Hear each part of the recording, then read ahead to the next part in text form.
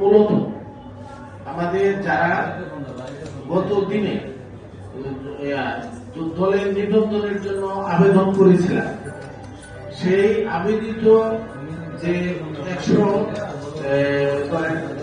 140 ইয়ার উপরে 150টা দলের উপরে মনে হয় আবেদন করেছিল। তো ওর মধ্যে এখন আমাদের কাছে যাদের তালিকা আছে বা যাদের সাথে আমাদের কথা হয়েছে, যোগাযোগ হয়েছে, তারা হলেন 123 দল। তো এই 123 দল আমরা সম্মত হয়েছি। গতদিনে আমাদের একটা মিটিং হয়েছে, সেই মিটিং এ যে আমরা সবাই মিলে একেতে নিবন্ধনের জন্য আমাদের যে আন্দোলন সংগ্রাম কর্মসূচি, এটা ধারাবাহিকভাবে ঐক্যবদ্ধভাবে সবাই মিলে এককভাবে আমরা চালু রাখবো। দ্বিতীয় বিষয় হলো যে সামনে যেহেতু জাতীয় নির্বাচনের প্রশ্ন আসছে, তো সেই জাতীয় নির্বাচনে আমরা এই দলগুলি যেহেতু আমাদের নিবন্ধন নাই, তো আমরা আমাদের কোনো মার্কা নাই, তো আমরা কিভাবে নির্বাচনে অংশগ্রহণ করবো বা আমাদের পার্টিসিপেশনটা কিভাবে হবে, এই নিয়ে আপনার আমাদেরকে মানে আমরা একটা পলিসি তৈরি করতে চাচ্ছি। সেটা হলো যে আপনার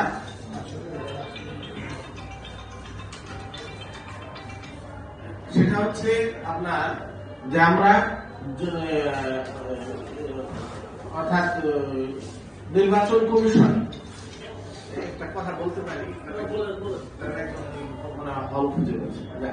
এখন নির্বাচন কমিশন আমরা কিভাবে, অর্থাৎ নির্বাচন কমিশন থেকে আমরা সব দল মিলে একটা করতে পারি কিনা, আপনার কি বলছি যে আপনার একটা মার্কা নিয়ে আমরা নির্বাচন করতে পারি কিনা।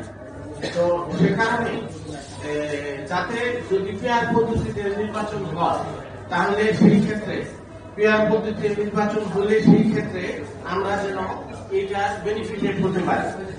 তো নাম্বার 1, নাম্বার 2 হচ্ছে যে আমরা কিভাবে মানে অর্থাৎ একসাথে হয়ে এই নির্বাচনে আমাদের অংশগ্রহণ থাকবে এবং আমরা বিজয়ী হতে পারবো, সেই পলিসি আমরা এই যুগ থেকে তৈরি করব।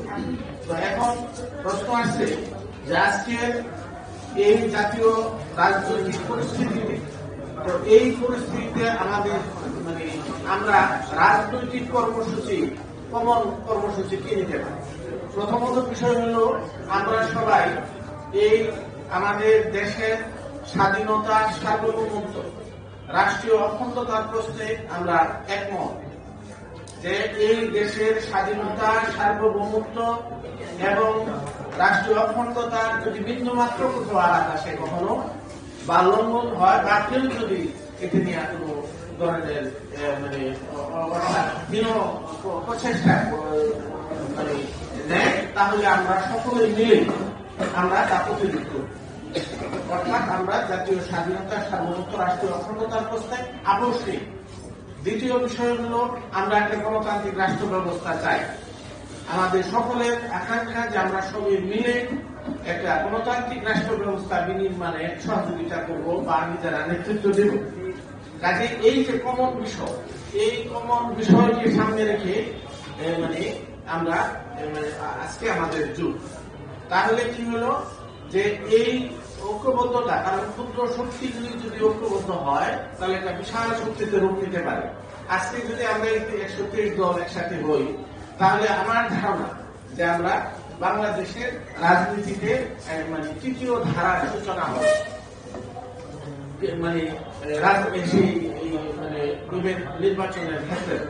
তো কাজেই এই মহৎ উদ্যোগ বা বিশাল উদ্যোগ যারা মানে